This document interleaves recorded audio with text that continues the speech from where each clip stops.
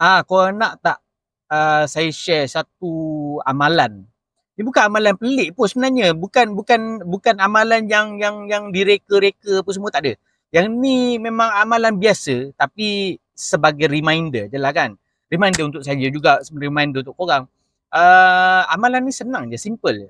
Macam korang pergi yang bekerja lah kan, yang bekerja ke tak bekerja ke, yang study ke, bawa motor, bawa kereta, korang buat apa?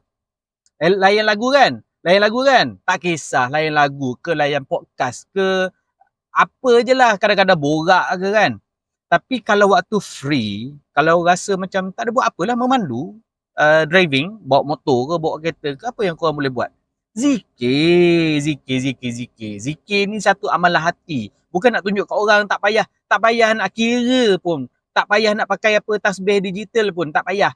Korang tak payah kira. Daripada naik kereta, sampailah korang sampai ke tempat yang nak dituju ke kelas ke, tak kisahlah korang buat apa sekalipun kan. Tak kisah di mana-mana, kat persimpangan ke, dekat traffic light ke, tengah jalan tengah memandu ke, zikir.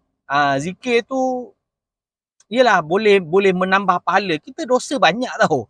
Awak saya sama je lah.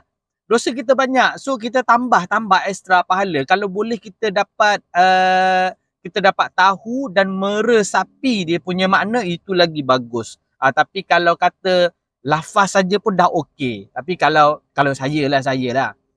Kita lebih better kalau kata kita lafaz sekali dengan kita rasa makna dia. Contoh, Alhamdulillah, segala puji bagi Allah. Kita fikir apa yang nikmat yang Allah dah bagi kat kita. Contoh kalau kata kita pernah ditimpa ujian. Okey, macam ni lah contoh. Contoh kita bawa kereta. Kita fikir, itu hari pernah bocor tayar. Tapi Alhamdulillah, sekurang-kurangnya tayar je yang bocor. Tak cabut tayar, tak pecah tayar masa time drive tengah laju. Tak pecah masa tengah laju atas highway. Tak pecah. Tapi bocor je. Bocor pula kat rumah. Benda-benda macam gitu, kita boleh ajar diri kita berfikir positif dan bersangka baik pada Allah Ta'ala. Itu dapat pahala lebih tau. Okey, itu saja.